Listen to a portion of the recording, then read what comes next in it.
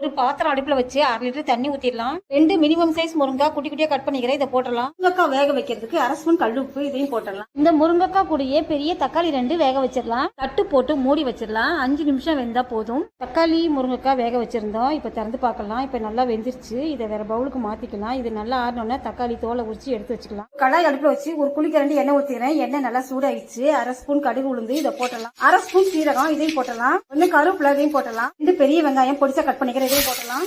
வெங்காயம் எண்ணெயிலே நல்லா வதங்கட்டும்.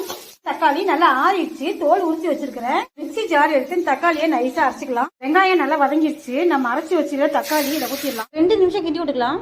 2 ஸ்பூன் குழம்பு மிளகாத்தூள் இதை போட்டலாம். 1/2 ஸ்பூன் மஞ்சத்தூள். இந்த கிரேவிக்கு தேவையான 1/2 ஸ்பூன் உப்பு.